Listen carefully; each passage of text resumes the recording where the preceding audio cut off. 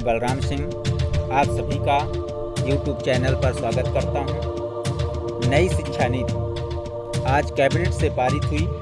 इस नई शिक्षा नीति के कुछ महत्वपूर्ण बिंदु आप लोगों तक प्रेषित किया जा रहा है।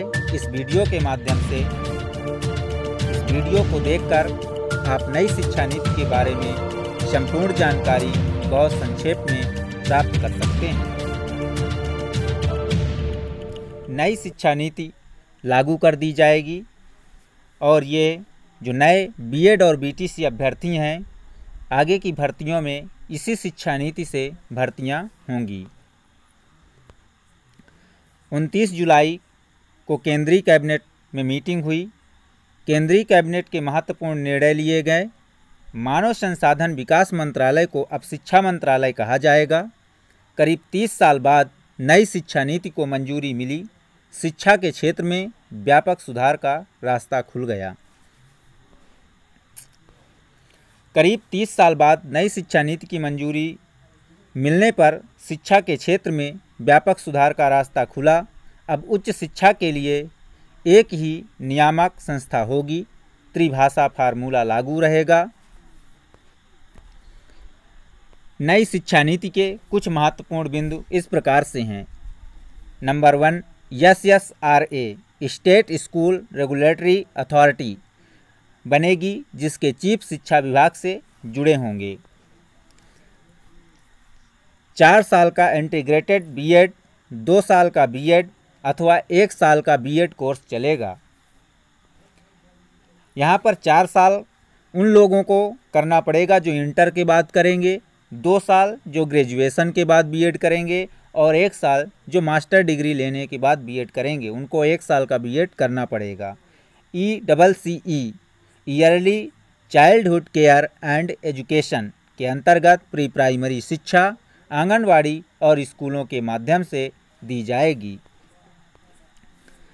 TT लागू होगा अप टू सेकेंडरी लेवल।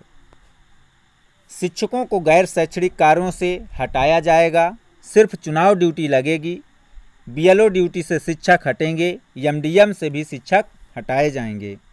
स्कूलों में SMC SDMC के साथ SCMC यानी स्कूल कॉम्प्लेक्स मैनेजमेंट कमेटी भी बनाई जाएगी। शिक्षा नियुक्त में डेमो स्किल टेस्ट और इंटरव्यू भी शामिल किया जाएगा। नई ट्रांसफ़र पॉलिसी आएगी, जिसमें ट्रांसफ़र लगभग बंद हो जाएंगे। ट्रांसफ़र सिर्फ पदोन्नति पर ही होंगे। ग्रामीण इलाकों में स्टाफ क्वार्टर बनाए जाएंगे, जैसे केंद्रीय विद्यालयों की बनाए जाते हैं और केंद्रीय विद्यालयों में क्वार्टर होते हैं। उसी प्रकार से अब जो ग्रामीण इलाकों में विद्यालय होंगे वहाँ स्टाफ के लिए क्वार्टर भी बनेंगे। RTE को कक्षा 12 तक या 18 वर्ष की आयु तक लागू किया जाएगा। अभी तक RTE को 14 वर्षों तक या कक्षा 1 से 8 तक के लिए लागू किया जाता था। अब कक्षा 12 तक या उम्र 18 वर्ष बच्चे की हो तब तक RTE एक्ट लागू किया जाएगा। मिड डे मील के साथ हेल्दी ब्रेकफास्ट भी स्कूलों में दिया जाएगा। 3 लैंग्वेज बेस्ड स्कूली शिक्षा होगी। फॉरेन लैंग्वेज कोर्स भी स्कूलों में शुरू होंगे। विज्ञान और गणित को बढ़ावा दिया जाएगा।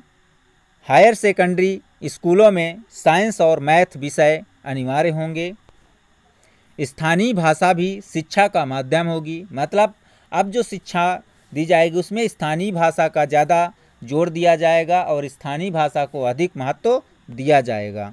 NCERT पूरे देश में नोडल एजेंसी होगी। स्कूलों में राजनीति व सरकार का हस्तक्षेप लगभग समाप्त हो जाएगा। क्रेडिट बेस्ड सिस्टम होगा, जिससे कॉलेज बदलना आसान और सरल होगा। बीच में कोई भी कॉलेज बदला जा सकता है और किसी भी स्कूल में अपना एडमिशन लिया जा सकता है। नई शिक्षा नीति में सिर्फ बीएड इंटर के बाद 4 वर्षीय बीएड, स्नातक के बाद 2 वर्ष बीएड, परास्नातक के बाद 1 वर्ष का बीएड कोर्स होगा। धन्यवाद।